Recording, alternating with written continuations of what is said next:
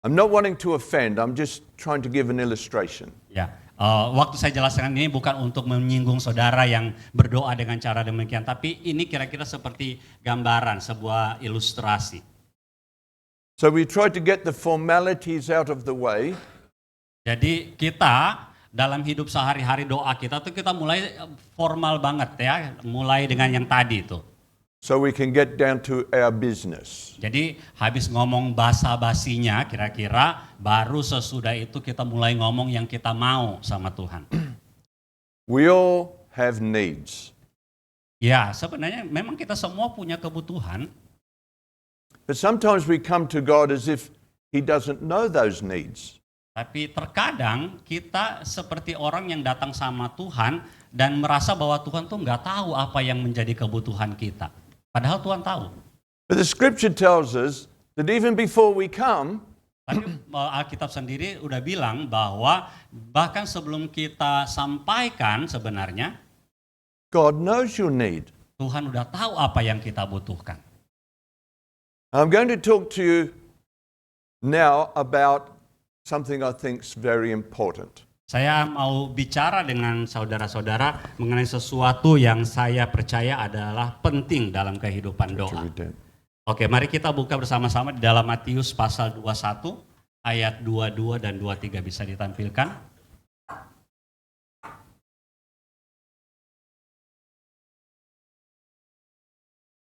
Oke, ya.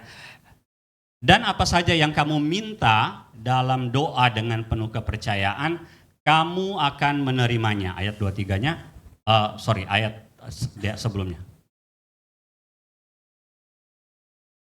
Ya, oke. Yesus menjawab mereka, aku berkata kepadamu sesungguhnya jika kamu percaya dan tidak bimbang, kamu bukan saja akan dapat berbuat apa yang kuperbuat dengan pohon ara itu, tetapi juga jika kamu berkata kepada gunung ini, beranjaklah dan tercampakkanlah ke dalam laut, hal itu akan terjadi. Dua-dua. Dan apa saja yang kamu minta dalam doa, dengan penuh kepercayaan kamu akan menerimanya. So these are words that Jesus spoke. Jadi ini perkataan Yesus sendiri. So if we ask, jadi kalau kita minta, and we believe, dan kita percaya dengan apa yang kita katakan, then we receive. maka kita akan menerimanya. So faith is a very important component of our prayers. Jadi iman adalah komponen, adalah bagian yang penting di dalam doa. There is a very long story in 1 Samuel chapter 30. Ada satu kisah cerita di dalam Alkitab yang kita bisa lihat di dalam 1 Samuel ayat pasal yang 30 ayat 1 sampai yang ke-9. Bisa buka secara cepat di Alkitab saudara. This is the story about David before he became king. Di dalam 1 Samuel 30 ayat 1 sampai ini cerita tentang Daud sebelum dia menjadi raja Israel. And if you know the story, he was in exile. Jadi kalau saudara pernah baca ceritanya, ini diceritakan bahwa Daud itu sedang dalam pelarian, dia sedang melarikan diri. And King Saul had been pursuing him, trying to kill him. Dia melarikan diri karena Raja Saul mau membunuh dia. But David had a lot of men who were following him. Tapi kita juga tahu bahwa Daud itu punya pengikut yang banyak juga yang ikut dengan dia. And he comes to a place called Ziklag. Dan kemudian mereka sampailah di sebuah tempat yang namanya Ziklag. And all the men are off fighting. Dan di sana semua pasukannya Daud ini mereka sedang bertempur. And while they're away, their camp gets raided. Dan kemudian ketika mereka ada di sana, mereka bertemu dengan lawan mereka. The Amalekites come and take their possessions and take all their family. Jadi mereka bertemu dengan orang Amalek yang menjadi lawan mereka. Mereka kemudian mengambil ya semua keluarga dan apa yang mereka punya menjadi tawanan atau jarahan bagi mereka. And when all the men return, dan ketika semua pasukannya itu kembali, they're very upset. Mereka kecewa.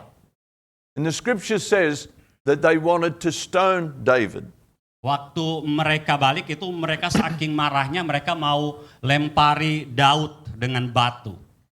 Now I read a book many years ago. Saya baca sebuah buku beberapa tahun yang lalu. It was called Spiritual Disciplines. Bukunya berjudul Disiplin Rohani. And one of the chapters encouraged you to put yourself into the story. Salah satu bagian yang dibahas adalah bahwa kita coba membawa diri kita untuk bisa masuk ke dalam kisah yang ada di situ. So men, just imagine this. Jadi kita diminta untuk bisa membayangkannya. All your possessions, your wife and children have been taken. Saudara bisa bayangkan bahwa apa yang saudara punya dalam hidup saudara, keluarga, anak-anak, harta benda saudara itu diambil. So what would be the natural reaction? Kira-kira bagaimana kita bereaksi ketika semua yang kita sangat sayangi ini hilang atau dirampas atau dijarah? Apa yang kita akan lakukan? Let's go and get them. Tentu kita akan bilang, oh gua mau ambil lagi nih. But what did David do? Tapi apa yang dilakukan oleh Daud? The scripture says he inquired of the Lord. Firman Tuhan tadi yang di dalam 1 Samuel dikatakan bahwa Daud itu berdoa kepada Tuhan. See, sometimes there's things we think should be obvious to be done. Ada hal-hal dalam hidup kita atau hal-hal yang kita inginkan dalam terjadi dalam hidup kita, kita bilang ini harus terjadi, harus pasti seperti yang kita mau. But we should not just presume. Tapi kita harus ingat, kita nggak boleh punya kesimpulan sendiri, ya, membuat kesimpulan bahwa ini nanti harusnya jadinya seperti ini. So David asked, Lord, should we go? Dan kemudian dikisahkan dari di Samuel 1 Samuel 30, Daud tanya sama Tuhan, haruskah kami pergi Tuhan untuk mengejar, untuk mengambil kembali jarahnya?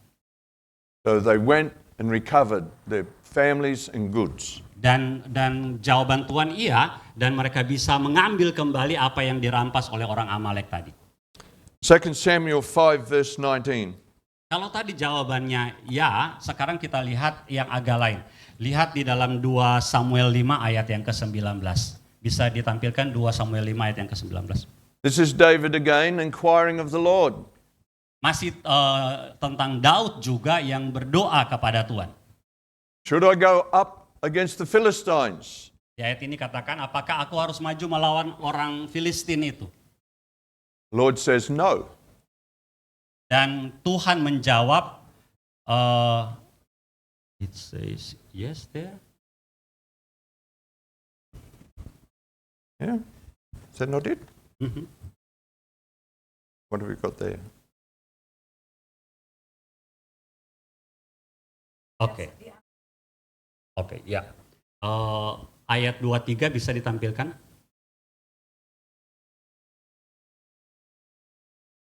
Dua Samuel 5 ayat 23.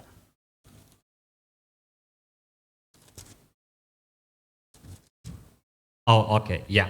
Jadi maju dan kemudian pergi dan strateginya berbeda. Verse 19 was saying David inquired of the Lord. Ya, di dalam pasal ayatnya yang ke-19 tadi, 2 Samuel 5 ayat 19, itu Daud bertanya kepada Tuhan.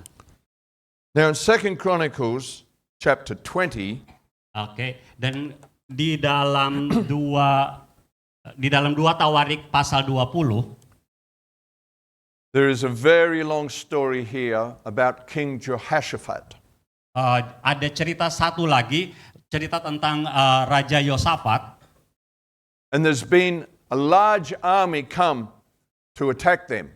Di dalam 2 Tawarik pasal 20 itu dikatakan bahwa ada sepasukan besar yang datang, pasukan Moab, mereka datang untuk menyerang Yosafat, kerajaan Yehuda.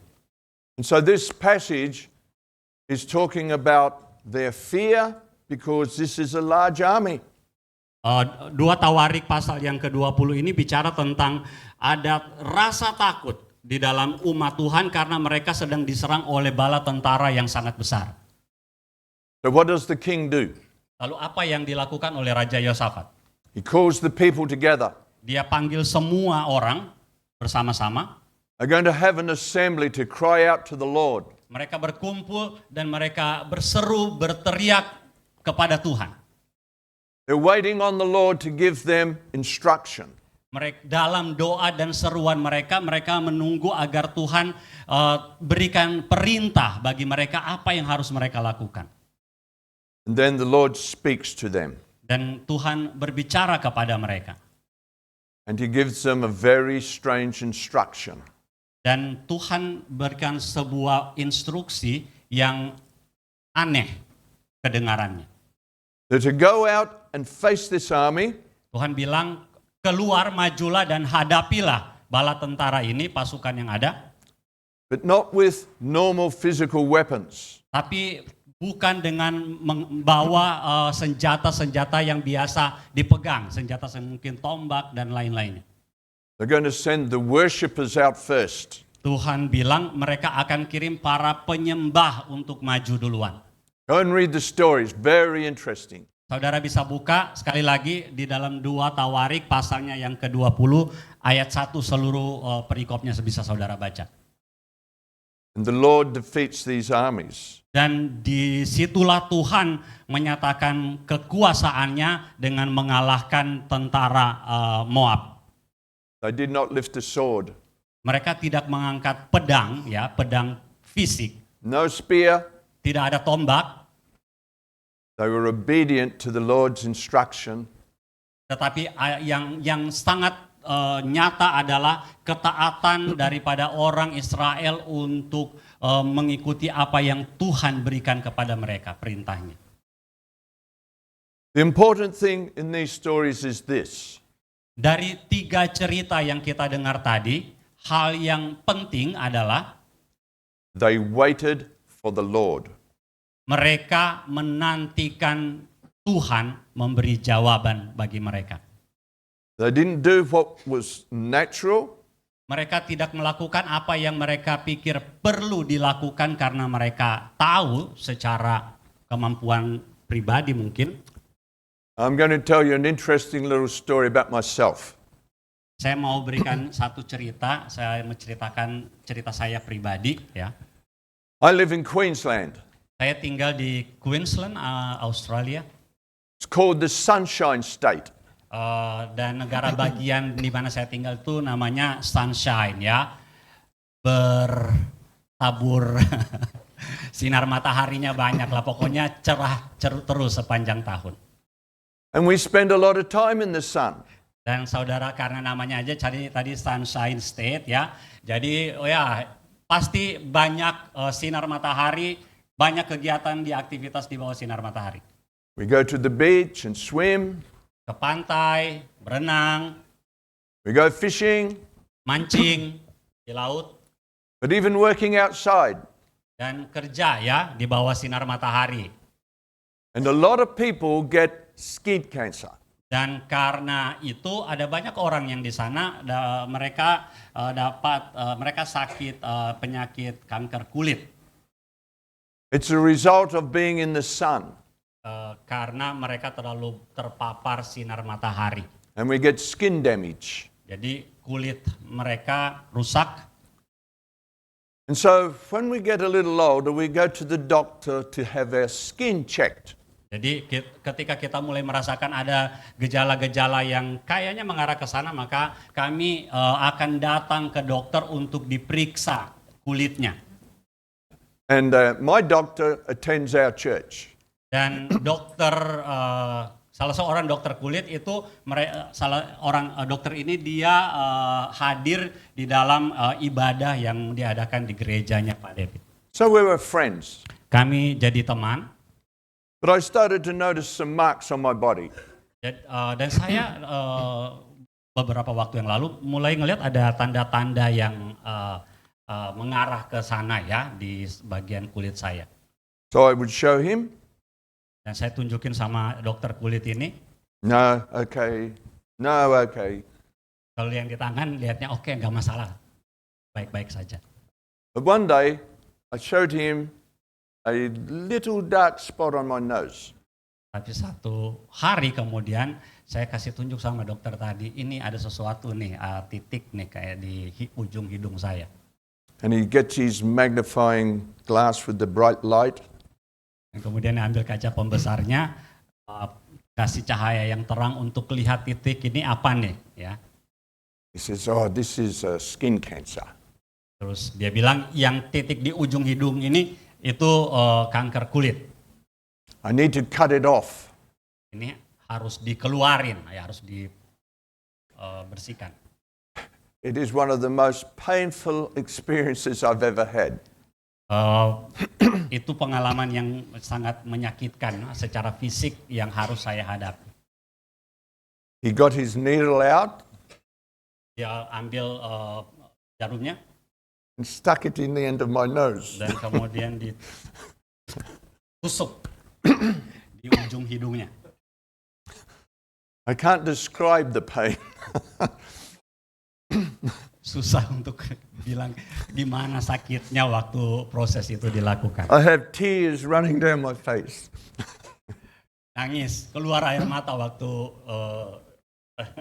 prosesnya dilakukan. So they cut it off and stitched it up. Jadi setelah itu dibiopsi ya, kemudian diambil, kemudian dijahit.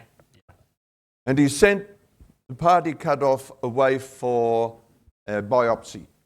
Jadi bagian yang dioperasi dipotong tadi itu dikirim untuk diproses biopsi. And so then I get a message to come back to the doctor. Kemudian saya dapat satu pesan bahwa saya harus balik lagi ketemu sama dia, dokternya. He says there's a problem. Dan dokternya bilang ada masalah.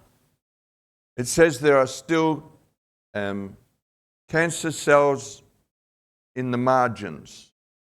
Jadi dia bilang yang tadi yang diambil itu baru contoh ya. Dan ada sel-sel kanker yang masih dalam margin, masih dalam area ujung hidungnya. And then he tells me that the biopsy was not marked properly. Tapi juga dari hasil biopsi itu di mana posisi yang sebenarnya titik yang ada kanker dan kemudian menyebar itu nggak jelas. And there was still some cancer cells there. Dan entah di bagian hidung mana ini nggak tahu ada sel-sel kanker. But he said he could not do any more in the surgery. I'd have to go to the hospital. Dan nggak bisa dilakukan di tempat dia, mau nggak mau harus masuk ke rumah sakit. So when I got to the hospital, they wanted to do biopsies again. Dan waktu saya pergi lagi ke rumah sakit, mereka mau biopsi lagi. Another needle in the nose. Ditusuk lagi, disuntik lagi. Hidung saya ya di ujung. And four biopsies. Dan mau ambil berarti 4 yang diambil contoh biopsinya. And then I was booked in for an operation.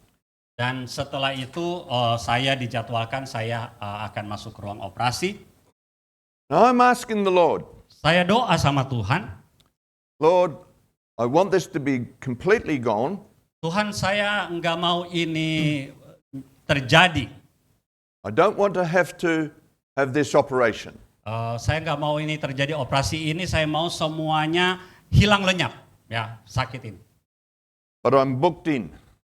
Tapi saya tetap ikut prosedurnya untuk dioperasi. So when the time comes, I go to the hospital. Jadi waktunya tiba, saya datang ke rumah sakit. They take me into the preparation area. Mereka bawa saya di ruang untuk bersiap-siap. I have to put the gown on. Harus pakai baju yang biasa saudara lihat kalau orang mau masuk proses operasi. And I'm sitting waiting. Dan saya di situ duduk nunggu. I'm saying to the Lord, Saya bilang sama Tuhan, Lord, I don't want this operation. Tuhan saya nggak mau dioperasi. Now, to the human eye, it looks like it's too late. You're going to have this operation. Buat mata manusia, maksudnya buat kita, pandang kita, ya udah telat lah ya, udah ada di rumah sakit, udah pakai bajunya, udah pasti harus dioperasi. But I'm still asking. Tapi saya masih minta bahkan sampai ke saat itu sekalipun. And then the surgeon comes. Dan kemudian dokter yang akan melakukan operasi itu datang bertemu saya. He has his folder with him. Dan dia pegang foldernya. And he's looking at it. Dia lihat, baca, cek. He says, Is it sore?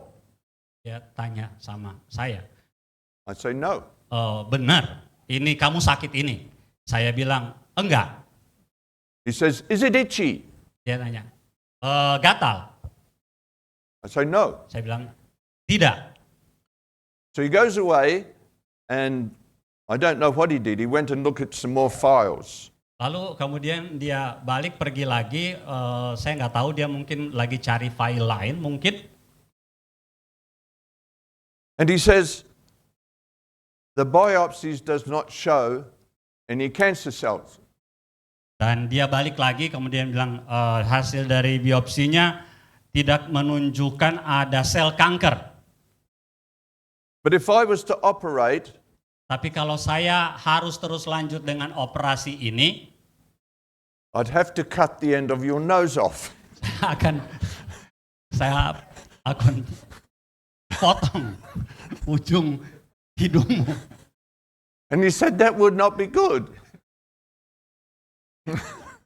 Ya nggak asik lah ya kelihatannya kalau hidungnya dipotong. And he said, I think you should go home. Dan akhirnya dokternya bilang, kayaknya pulang aja deh, nggak usah operasi. And we will see what happens. Nanti kita lihat aja nanti gimana nantinya lah. 3 years ago. Itu 3 tahun yang lalu, saudara. So the Lord answered at the last moment. Saudara, tadi Tuhan jawab doa saya supaya saya nggak dioperasi, supaya hidung saya nggak dipotong di saat-saat yang terakhir, injury time. So we can't give up. Saudara, jangan nyerah. Because the circumstances might say the very opposite. Karena situasinya mungkin berbeda dengan yang kita inginkan. God hears. Tetapi Tuhan mendengar. God answers. Dan Tuhan menjawab. Not always the way you think. Nggak selalu dengan cara seperti yang saudara mau caranya. See, when we come to the Lord, jadi saudara, kalau kita datang sama Tuhan and we ask a question, dan kita bertanya kepada Tuhan, usually in our mind, biasanya dalam pikiran kita, we've already decided what the answer should be. kita sudah menetapkan jawaban yang kita mau dari Tuhan. Is that true?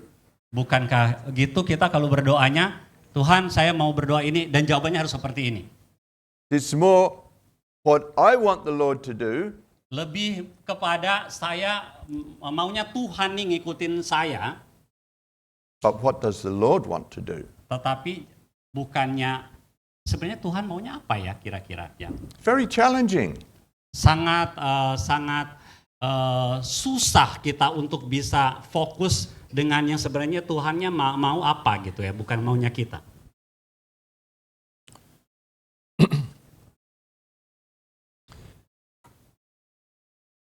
We'll use this one, Matthew 6. Oke, mari kita buka di dalam Matius 6 ayat 25 sampai 33. Ini cukup banyak ayatnya, bisa ditampilkan. Oke, jadi Matius 6 ayat 25 sampai 33 secara umum kita tahu ini Tuhan Yesus sendiri bilang jangan khawatir, ya. Oke.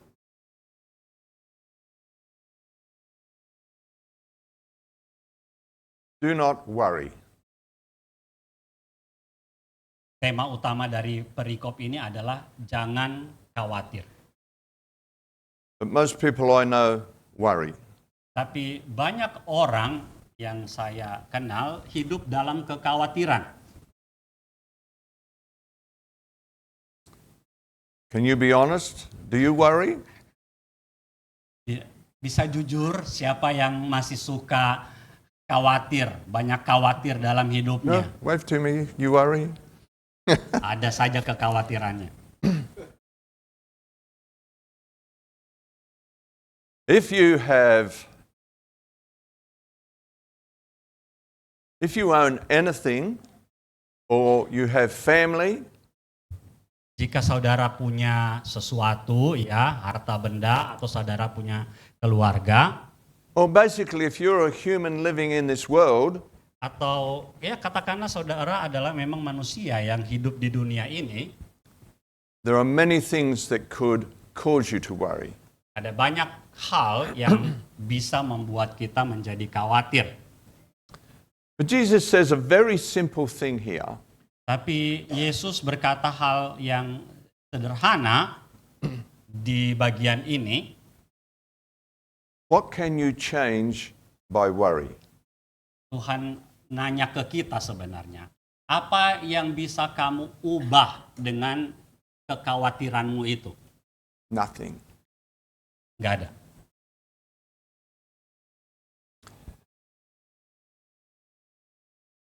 We are told there's a certain way to deal with things. Kita dalam hidup kita diajar atau dikasih tahu bagaimana cara menghadapi hal-hal tertentu dalam hidup kita. Again, Jesus in this passage, he talks about God providing for us. Sekali lagi di perikop ini, Matius 6 ayat 25 sampai 33, Tuhan Yesus mengajar kepada kita bahwa Tuhan adalah Tuhan yang menyediakan bagi kita.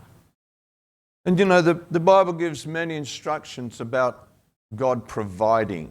Di Alkitab ada banyak bagian yang kita bisa lihat yang menunjukkan bahwa Tuhan kita adalah Tuhan yang menyediakan bagi kita. Says he provide all our needs. Tuhan itu memberikan yang kita butuhkan, semua yang kita butuhkan. According to his riches in glory. Menurut kekayaannya dan kemuliaannya. See, there is no lack in God. Jadi, saudara, di dalam Tuhan, kita nggak akan berkekurangan. See, if we really have faith, jadi kalau kita benar-benar punya iman kepada Tuhan, God is our Father, Tuhan adalah Bapa kita, and he created everything with a word. dan Bapa itu menciptakan segala sesuatu melalui dengan firman-Nya. So things aren't a problem for God. Jadi buat Tuhan mengadakan itu bukan masalah. Remember when the centurion came to Jesus for his servant? Jadi saudara masih ingat ada seorang kepala perwira yang datang sama Tuhan Yesus. Do you remember what he said to Jesus? Di kepala perwira ini saudara masih ingat apa yang dia katakan kepada Tuhan Yesus mengenai anak buahnya, hambanya yang sakit. He said, just say the word and my servant will be healed. Kepala perwira itu bilang sama Tuhan Yesus, katakan saja, perintahkan saja, maka hamba saya akan disembuhkan. Jesus commended him for this faith he had. Jadi Tuhan perintahkan kepada dia, terjadilah sesuai dengan imanmu. So faith is very central to our prayers. Jadi dalam hidup doa kita, iman adalah bagian yang penting sekali untuk dimiliki. In the message I prepared last night, Dalam bahan khotbah yang saya siapkan tadi malam, I was going to talk to you about hindrances to our prayers being answered. saya sebenarnya mau bicara tentang halangan, tantangan yang akan terjadi ketika kita berdoa. Faith is a primary requirement. Jadi saudara, iman itu adalah yang paling utama yang dimintakan oleh Tuhan ada di dalam doa-doa kita. But obedience is another component. Tapi ada bagian yang lain lagi yang namanya adalah ketaatan. Remember, Jesus told the story about the wise and foolish builders. Jadi saudara masih ingat cerita ketika Tuhan Yesus memberikan cerita tentang orang yang membangun, orang-orang yang membangun yang bodoh dan yang bijaksana, membangun bangunan. He says, he who hears these words of mine Tuhan Yesus berkata, mereka yang mendengarkan perkataanku ini and puts them into practice. Dan melakukannya, That's obedience.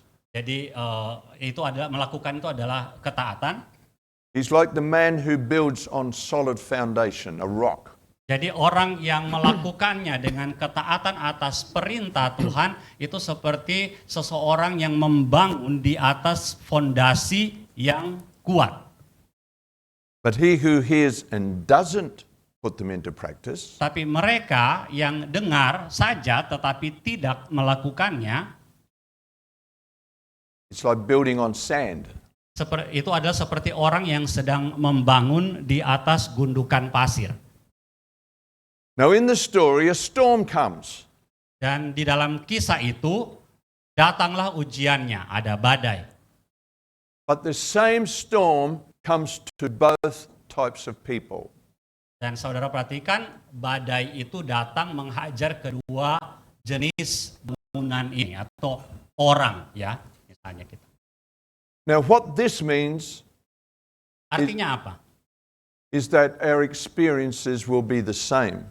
Saudara, dalam masalah hidup kita bisa menghadapi masalah yang sama dengan saudara-saudara kita yang lain. So what's an example? Contohnya kira-kira apa? Financial crisis. Semua orang bisa mengalami krisis keuangan di dalam hidupnya. Recently in Australia, there was a reaction to the United States President's tariffs. You know, Donald Trump has put tariffs on imports. Oke, ya. Jadi di Australia ini kemarin sedang terjadi situasi ramai sekali orang ketika Presiden Trump dari Amerika itu menetapkan tarif ekspor impor yang luar biasa di luar nurul, ya, kira-kira kayak gitu ya. And overnight, superannuation funds fell dramatically. Dan di Australia dalam semalam terjadi kegoncangan keuangan, kira-kira seperti itu. And some people panic. Beberapa orang mereka jadi panik. But where is my trust? Tapi pertanyaannya, kita taruh di mana rasa percaya kita? Is my trust in the Lord? Apakah percaya kita kepada Tuhan? Or is it in my superannuation fund? Atau pada dana cadangan saya, ya, yang saya simpan ini? Yes, I need to be wise. Tentu saja kita harus bijak dengan punya tabungan, simpanan.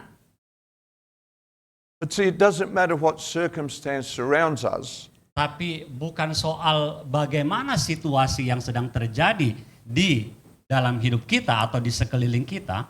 We need to position ourselves. Tapi kita perlu dengan secara sadar dan taruh posisi kita atau memposisikan diri kita di mana. So sometimes we are praying and asking for something where the Lord has already given us the instruction.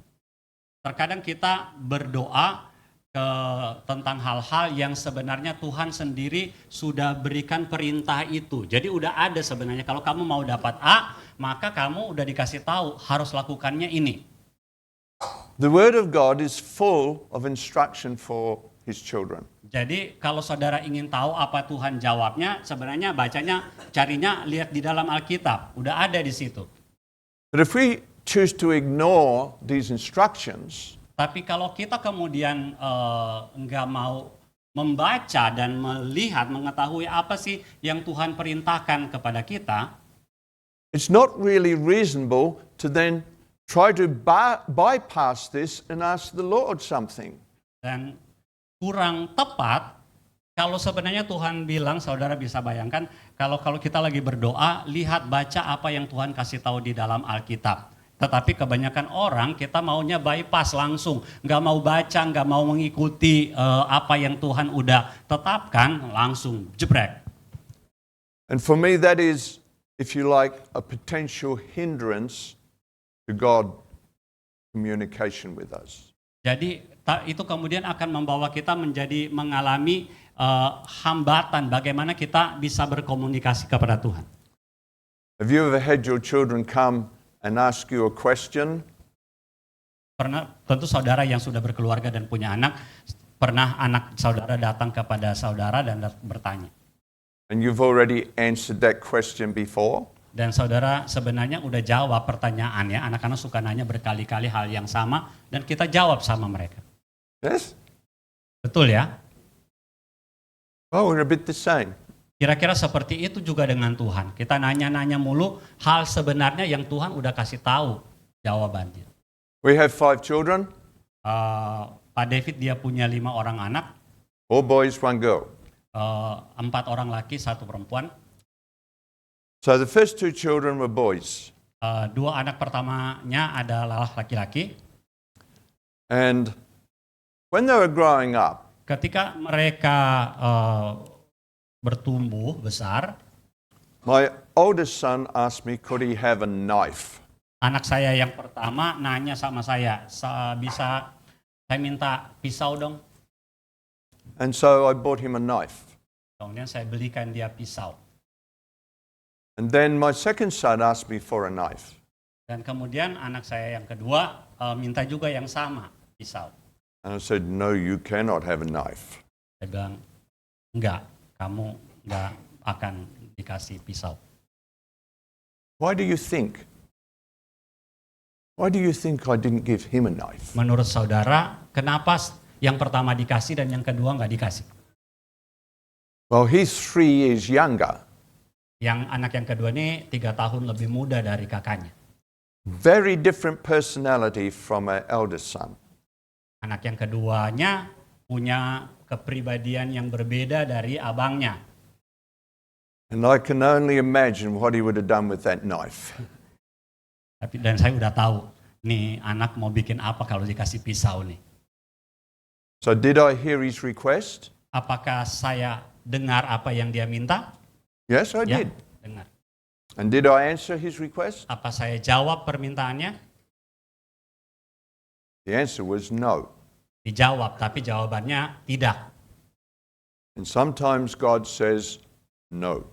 Jadi dalam hidup doa kita juga, Tuhan juga punya waktu ketika dia bilang tidak atas permintaan yang kita sampaikan di dalam doa kita. And sometimes we behave like naughty children. Dan saudara juga tahu ya, kalau punya anak, ada anak yang nakal. Ya. We're demanding that God give us something. Ya, jadi kita seperti itulah kira-kira kita tuntut sama Tuhan supaya Tuhan kasih ini sama kita. But this is the way I see Father God. Saudara, begini cara saya, bagaimana saya melihat Bapa kita. Bapa di sorga. And the scripture talks about this. Dan Alkitab membicarakan secara jelas tentang hal ini.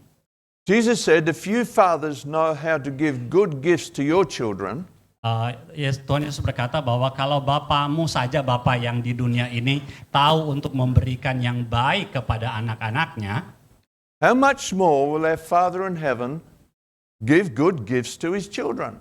udah pasti Bapa yang ada di sorga itu akan memberikan yang terbaik, pemberian-pemberian yang terbaik bagi anak-anaknya.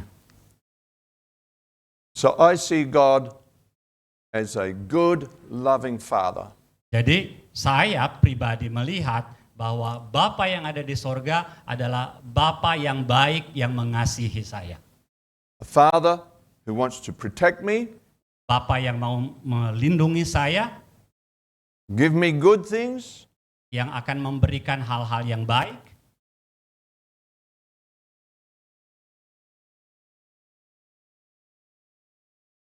Many years ago, our church went through a very difficult time. Ada cerita lain, beberapa tahun yang lalu gereja kami mengalami suatu situasi yang tidak baik. And the Lord had led us to learn about listening prayer. Tuhan mengajar kami mengenai doa yang mendengarkan, ya bukan doa kan biasanya berbicara, nih doanya dengar, ya. I found this very difficult. Buat saya pribadi jenis doa ini susah juga ya. So we would have a meeting. Jadi dalam di masa itu kami sama-sama berkumpul. We would present our needs to the Father, kami sampaikan apa yang kami butuhkan dalam doa kami kepada Tuhan, then we would wait. dan setelah ngomong tentang yang didoakan, yang dibutuhkan, kami kemudian menunggu, menantikan di dalam doa itu, dalam proses doa itu. And we would sit in silence. Dan dalam pertemuan doa itu kan ngomongnya udah ya, jadi tinggal nunggu. Nah, nunggunya semuanya diam. My mind is very active. Saudara tahu ya, kalau kita nunggu sama seperti saya, pikiran saya aktif nih, mikir segala macam ya. Padahal lagi dalam doa ya, dalam proses doa, saudara bayangkan. And all these thoughts are going through my mind. Saudara bisa mulai membaca arah ceritanya gimana. Lagi duduk berdoa, tapi pikirannya kemana-mana. Semuanya dipikirin, semua yang ada muncul. And we discovered this is common to most humans. Dan kita tahu kemudian bahwa ya itulah yang terjadi dalam diri manusia ketika dia lagi berdoa. And so John, he said, write things down that are in your mind. Lalu kemudian Pastor John, pendeta mereka, bilang, sekarang tulis semua yang ada dalam pikiran kamu, itu catat. Download. Jadi dari yang dipikirin di download. Daripada tadi ngambang semana-mana, tulis semuanya yang ada dalam pikiran kalian. You might be thinking of the thing you have to do tomorrow. Jadi bisa saja saudara lagi pikirin, saya mau bikin apa nih besok nih. 9 o'clock appointment, write it down. Jam 9 akan ada janji ketemu sama si A. Go to shops, buy this. Shopping. Jam segini. Get it all out. Semuanya tulis, download semuanya, taruh di dalam kertas, tulis dalam kertas. But I still found it very difficult. Tapi meskipun udah disuruh begitu, rasanya masih susah juga tuh berdoa, nunggu dalam diam terus nggak mikir apa-apa kemana-mana pikirannya. But in this particular occasion when we had these difficulties, Tapi di dalam pertemuan itu, kembali lagi yang tadi, ketika kami mengalami bergumul, kok aduh gimana nih ya, doa tapi masih banyak pikirannya. we just kept waiting on the Lord. Terus dalam sesi doa itu kami tetap menantikan dalam diam. See, we thought the Lord was going to tell us what we should do. Saat itu kami pikir bahwa Tuhan akan kasih tahu sesuatu apa yang harus kami lakukan. But this is what happened. Dan yang terjadi While we were waiting, ketika kami sedang tunggu, the Lord fixed things. Tuhan memperbaiki hal-hal yang ada dalam hidup kami. It was a very important lesson we learned. Itu, can you explore more, fix things?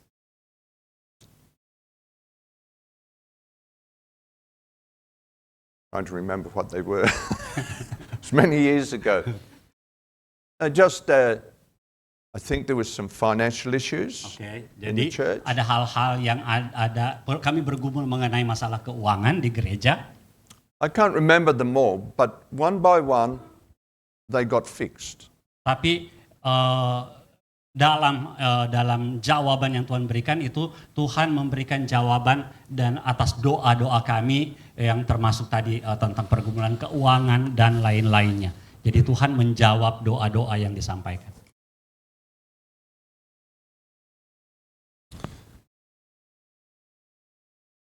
There are some things we can be absolutely confident about when we ask for them. Ada satu hal yang kita bisa dengan yakin ya secara penuh ketika kita minta sama Tuhan.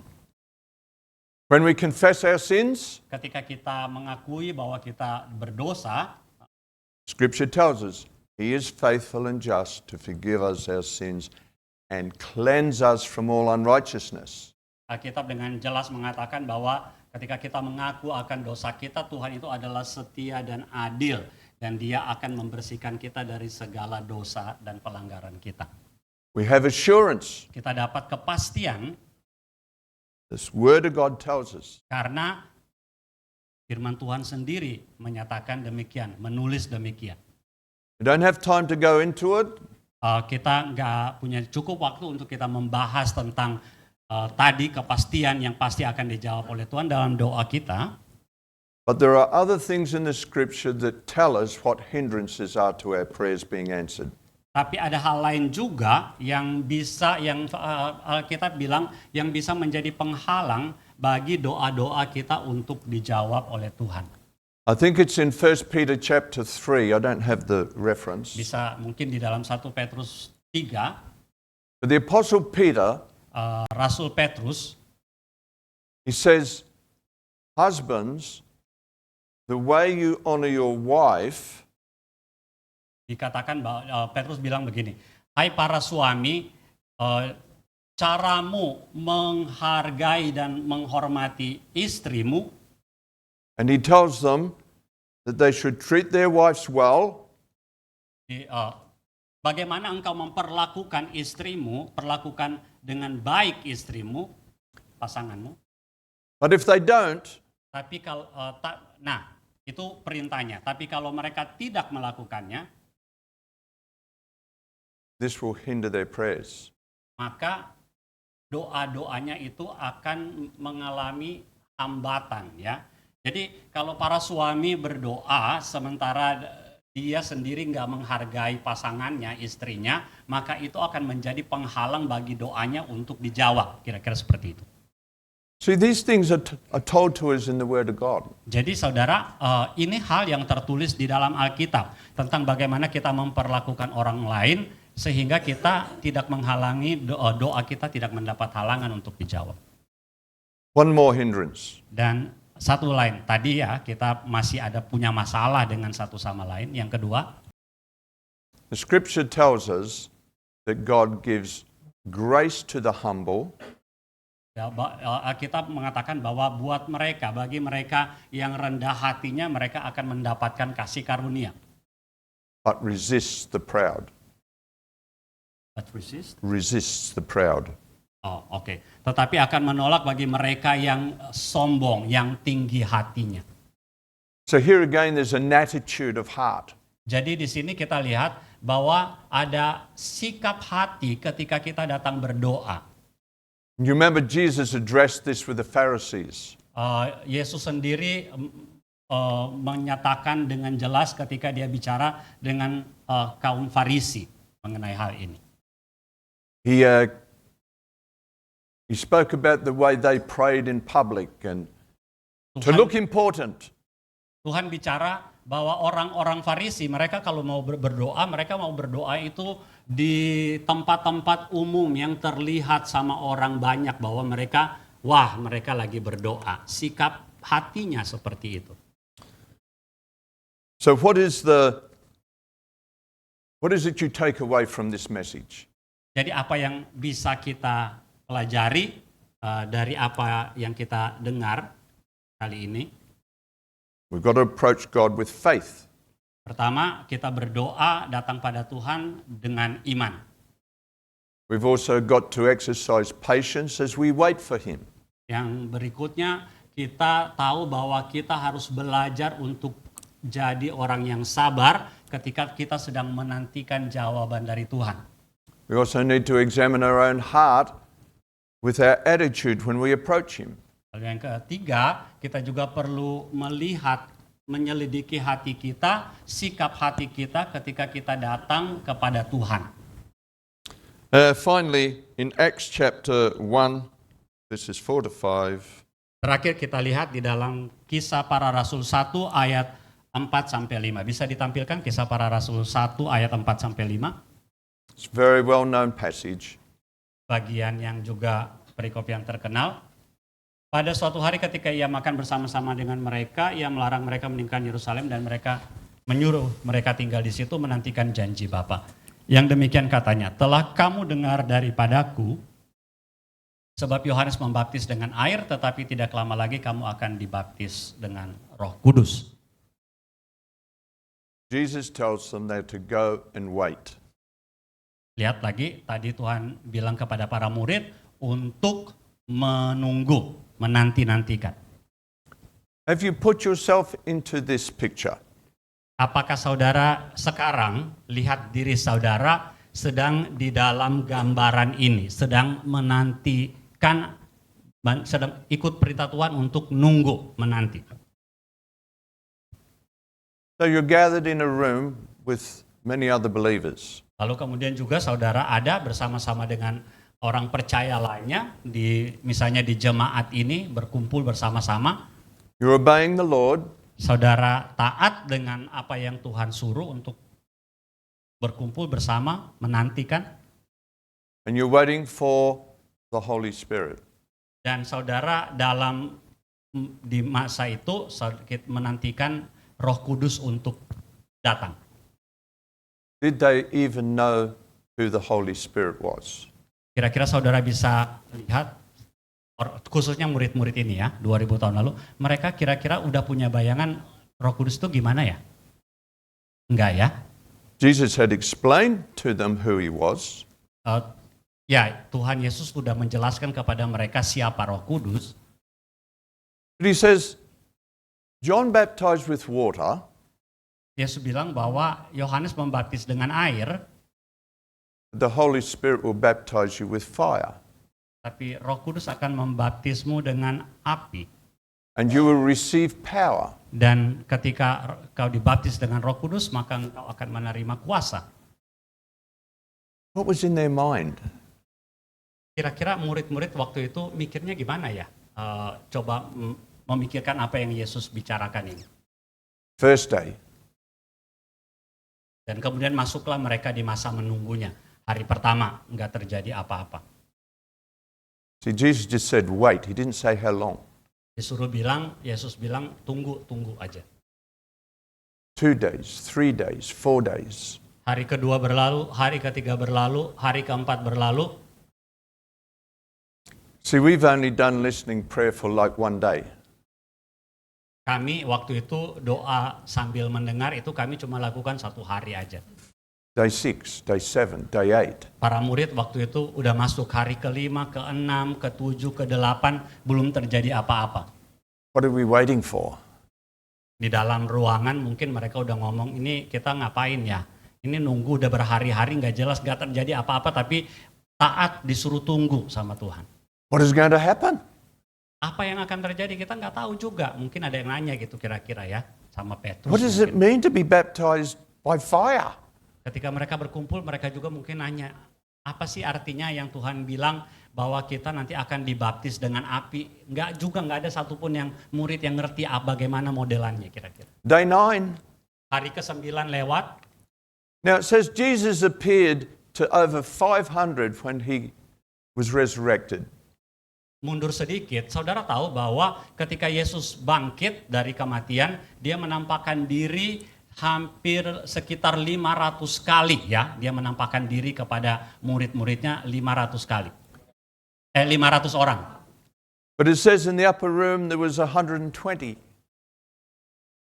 Tapi di ruang berkumpul itu, di ruang atas tempat mereka berkumpul ketika Yesus menyuruh, ada 120 orang murid. This is just my thought. Ya, ini mungkin hanya yang saya pikirkan. Where were the other 380?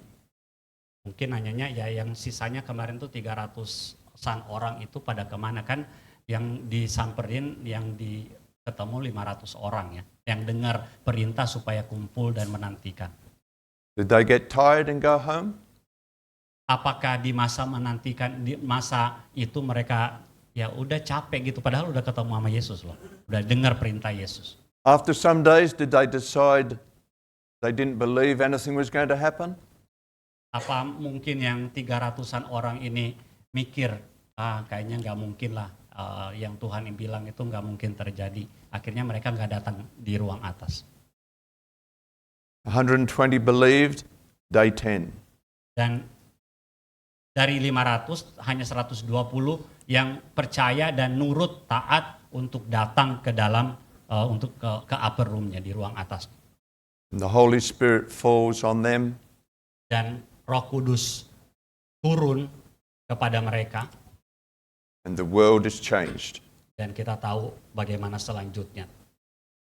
Tuhan bekerja dengan sangat luar biasa melalui orang-orang yang dipenuhi dibaptis dengan Roh Kudus. If there's anything we need, particularly now in this day and age, Jadi kalau ada hal yang kita butuh secara khusus di tengah-tengah kehidupan kita di masa kini, is to believe the Word of God hal itu adalah percaya kepada Tuhan, and be filled with the Holy Spirit bahwa saudara harus dipenuhi dengan Roh Kudus-Nya, and to do what the Lord said. dan lakukanlah apa yang Tuhan perintahkan untuk dilakukan. Let me pray for you. Mari saya akan berdoa bagi saudara. Father, we thank you for your word. Bapa, kami bersyukur untuk firman-Mu. Lord, we believe that this is the word of God. Kami percaya Tuhan bahwa yang kami dengar ini adalah firman-Mu Tuhan. It is a living word. Firman yang hidup. And we thank you, Lord, that you are our Father in heaven. Dan kami bersyukur, berterima kasih karena Engkau adalah Bapa kami yang baik yang di surga. We thank you, Lord, that you hear and answer prayer. Kami berterima kasih karena Engkau mendengarkan doa kami dan Engkau juga menjawab doa-doa kami. And Lord, your word tells us that the Holy Spirit gives gifts. Dan firman-Mu berkata bahwa Roh-Mu yang kudus itu memberikan kami karunia-karunia, pemberian-pemberian. And Holy Spirit, we ask now that you would come upon us. Dan kami minta kiranya Roh Kudus, mari datangi kami, lawat kami Tuhan. Increase our faith, O Lord. Mari tambah-tambahkan iman di dalam kami Tuhan. Give us that gift of faith, Lord. Berikan kami karunia iman itu Tuhan. Lord, pour out your love into our hearts. Mari taruhkan kasih-Mu di dalam hati kami. Anoint us with power, Lord, to do your work. Mari urapi kami dengan kuat kuasa-Mu untuk bisa melakukan apa yang Engkau perintahkan kami lakukan. Lord, I pray for these, your dear children here. Bapakku berdoa bagi anak-anak-Mu yang ada di tempat ini. I pray, Lord, that you would increase them. Aku berdoa Tuhan kiranya Engkau akan membuat mereka menjadi bertambah-tambah di dalam Engkau. Holy Spirit, you are the counselor. Roh Kudus Engkaulah yang menjadi konselor, Engkau menjadi penasihat bagi mereka. Lord, lead them and guide them in their daily lives. Mari Tuhan pimpin dan tuntun mereka dalam hidup mereka sehari-hari. Cause them to be fruitful in their area of influence. Biarlah mereka menjadi orang-orang yang berbuah banyak di tengah-tengah yang tempat mereka berada Tuhan. Lord, bless their marriages and their children. Berkati pernikahan mereka, berkati anak-anak mereka. And Lord, I bless Light City Church. Bapakku memberkati gereja Light City. Oh Lord, expand its boundaries.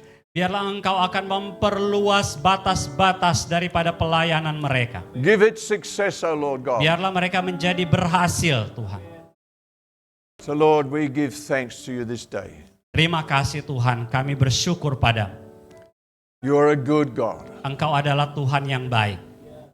a wonderful Father. Engkau adalah Bapa yang luar biasa. And we thank you for this amazing grace that you have poured out upon us. Terima kasih Tuhan untuk anugerah-Mu yang sudah Engkau curahkan bagi kami. As the apostle said, Sebagaimana yang dikatakan oleh Rasul-Mu Tuhan. what manner of love is this that we should be called children of God? Apakah yang lebih baik, lebih tinggi dari hal ini selain daripada kami bisa diberi panggilan untuk menjadi anak-anak Tuhan. But that is what we are. Tetapi menjadi anak Tuhan itu adalah sejatinya kami Tuhan. Thank you, Lord. Terima kasih Tuhan. Amen. Amin. Amen. God bless. Thank you. Thank you. Thank you.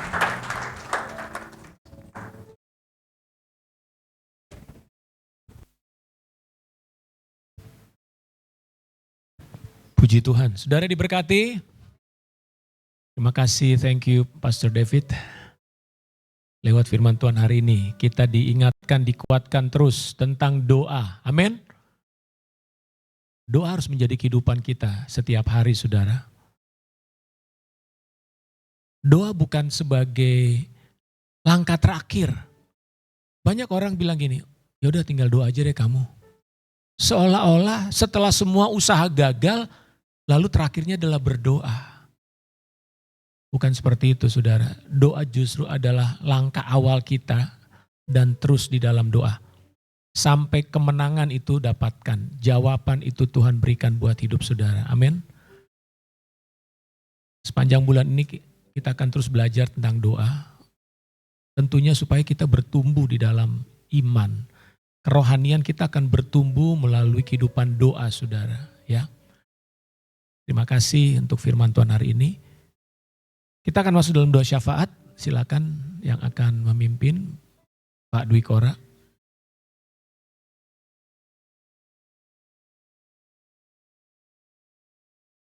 We pray for intercession.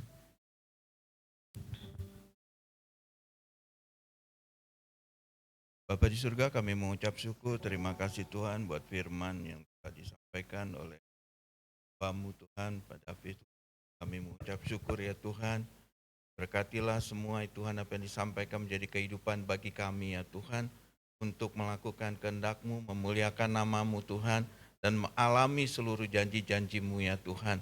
Makasih Tuhan, dan Engkau Tuhan dengan pengurapan-Mu memakai kami juga menjadi Tuhan perpanjangan tangan-Mu Tuhan, menyatakan kasih-Mu, bersaksi bahwa jiwa-jiwa kepada-Mu. Terima kasih Tuhan, kami berkati semuanya Tuhan, kami berkati keluarganya, biarlah Tuhan mereka terus Engkau pakai untuk memuliakan nama-Mu ya Tuhan.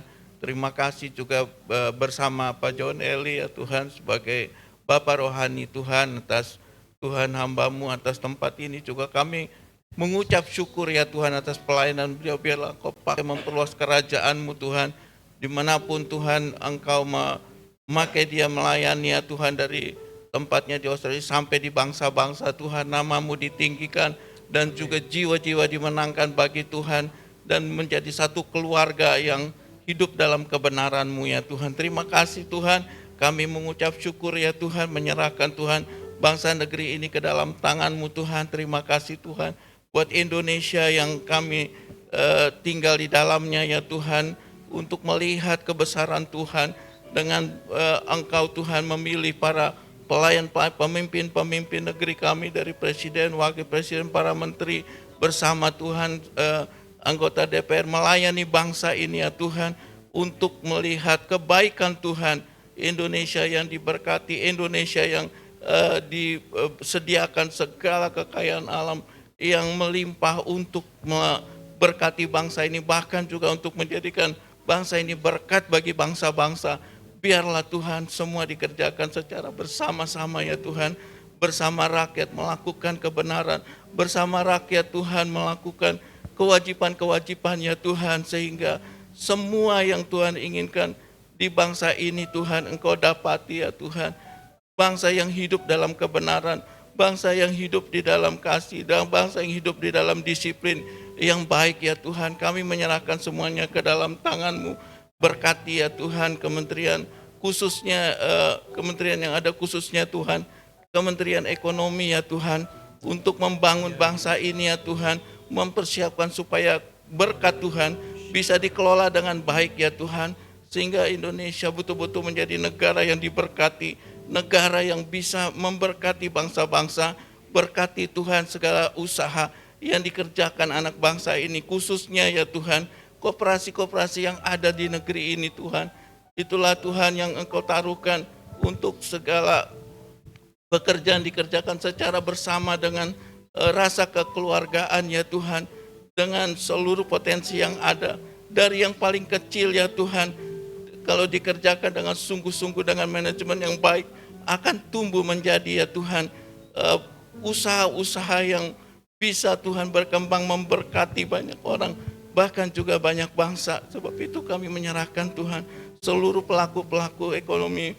Biarlah Tuhan hidup dalam kejujuran, hidup dalam kebenaran, hidup dalam kerja keras, dan Engkau memberkati bangsa ini. Dan kiranya para pemimpin, tokoh-tokoh bangsa ini menjadi teladan di dalam segala usaha yang baik.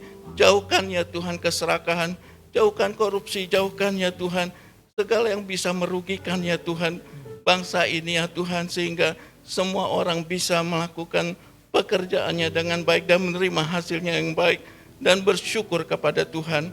Terima kasih ya Tuhan, kami percaya Engkau mengasihi bangsa ini Tuhan. Dan gereja Tuhan hadir menjadi terang. Berkati gerejamu Tuhan. Berkati Tuhan seluruh umatmu. Berkati para pemimpin biar terus bersatu untuk menyaksikan kesaksian yang baik. Terang Tuhan, kasih Tuhan atas bangsa ini. Tidak ada yang lebih kecil, tidak ada yang lebih besar. Semua sama di mata Tuhan. Semua sama dipakai Tuhan dalam menyatakan kuasa kebesaran, kuasa kebangkitan Tuhan. Sehingga gereja Tuhan menjadi tempat yang damai, menjadi tempat orang mencari kebenaran, dan menjadi tempat ya Tuhan, orang yang merasakan kasih-Mu ya Tuhan. Inilah yang Kau kehendaki biar Engkau dapat di dalam gereja-Mu. Kuduskan senantiasa ya Tuhan, sebagaimana kami yang Tuhan terus berdoa, kiranya Engkau menguduskan kami Tuhan, tiap-tiap hari, agar kami menjadi layak bagi-Mu ya Tuhan. Terima kasih, berkati tempat ini ya Tuhan, berkati pelayanan dari tempat ini ya Tuhan, pelayanan generasi dari anak-anak sekolah, Kau berkati ya Tuhan, Kau berkati seluruh kebutuhannya, Kau berkati seluruh tenaga-tenaga yang melayani ya Tuhan, baik dalam pengajar, dalam pendidikan, baik juga di dalam Tuhan, di sekolah-sekolah Tuhan, di tempat-tempat lain juga Tuhan berkati. Dan kami menyerahkan juga tempat ibadah ini ya Tuhan. Kalau ada rencana mau dipakai di bawah, Tuhan buka jalan, tempat yang lebih baik, tempat yang lebih layak. Kiranya Tuhan menjadi tempat perkenanan-Mu, menjadi tempat orang-orang beribadah lebih lagi ya Tuhan, melihat kasih-Mu dan juga sungguh-sungguh di dalam menjalaninya.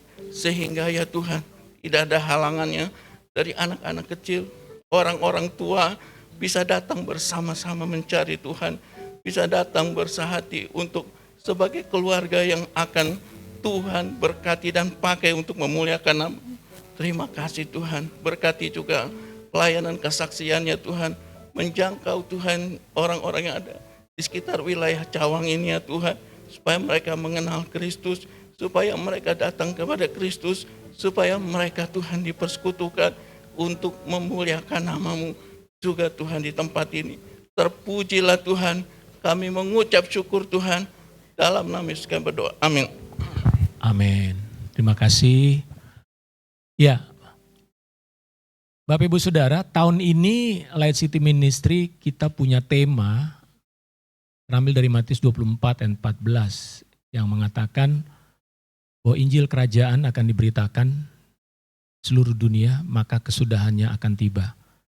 Tema ini mendorong kita sepanjang tahun ini kita banyak melakukan kegiatan pelayanan penginjilan, dan setiap bulan kita mengadakan PI ya, secara langsung ke tengah-tengah warga Jakarta, khususnya wilayah ini. Nah, bulan ini jadwal kita dalam minggu depan selesai ibadah, kita akan kembali melakukan pekabaran Injil di wilayah Cawang dan sekitarnya. Dan hari Jumat kita ada doa ya. Kita akan ada doa di tempat ini sebagai persiapan kita juga untuk melakukan PI pada hari Jumat. Untuk itu seluruh jemaat diundang untuk hadir, berdoa untuk PI.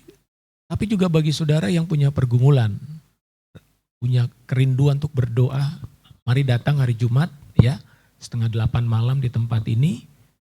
Kita berdoa dan setelah itu kita juga akan lakukan doa keliling biasanya ya. Baik, saya berharap bahwa roh doa, spirit doa bagi kita semua semakin berkobar-kobar.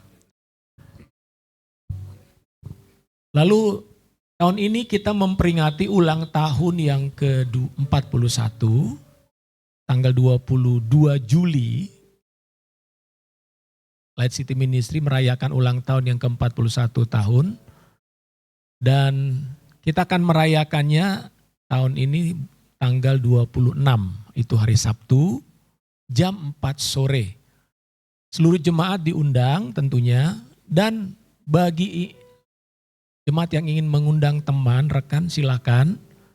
Dan boleh datang, ada formulir Google Form yang bisa diisi, atau paling tidak informasikan ke panitia. Dan tema kita tahun ini adalah Growing in Missions. Kita akan bicara banyak tentang misi, dan pembicara kita adalah seorang hamba Tuhan dari Korea, Jili Kim. Dia seorang misionaris. Dia akan sharing tentang bagaimana Tuhan memanggil dia. Nah, bagi Bapak Ibu, untuk acara ulang tahun ini kita membutuhkan dana. Mungkin Bapak Ibu tadi sudah menerima amplop. Nah, itu juga bisa menjadi bagian dari persembahan saudara untuk ibadah ulang tahun supaya lebih banyak orang yang mendengar berita Injil.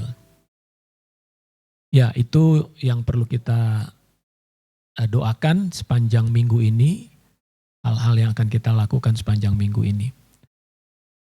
Dan Pak David Hood besok akan kembali ke Australia, besok malam, besok sekitar jam 8 malam, 45 ya, 48 malam, akan berangkat dari Jakarta kembali ke Australia. Terima kasih untuk Pak Matthew dan Ibu Selvi yang sudah memfasilitasi kedatangan Pak David Hood ke Indonesia ini. Kebetulan Pak Matthew ini orang Jogja katanya ya.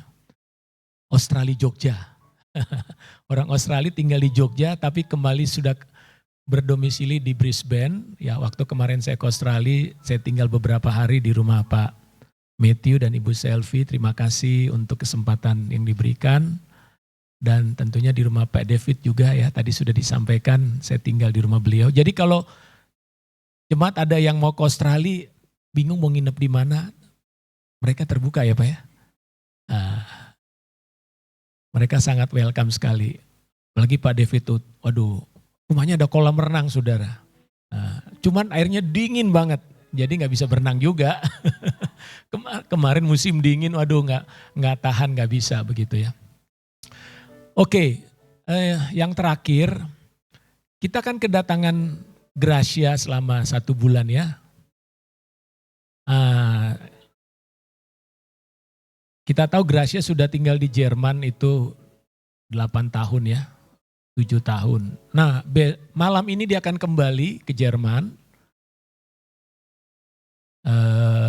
Kita berdoa juga karena Gracia bagian daripada Light City yang kita utus ke Jerman ya kan.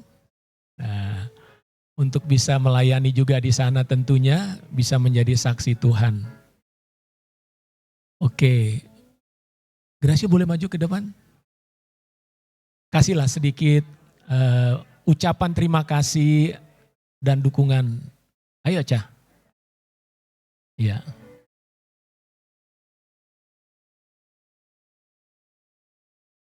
Karena kan Gracia nggak bisa sering-sering datang ke sini ya. Oke. Maju, ayolah.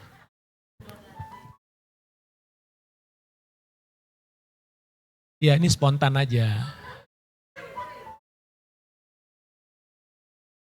Oke. Ya terima kasih, minta dukungan doa karena kamu kan pergi dalam waktu yang lama kan. Siapa tahu tahun depan pulang ya puji Tuhan. Ayo.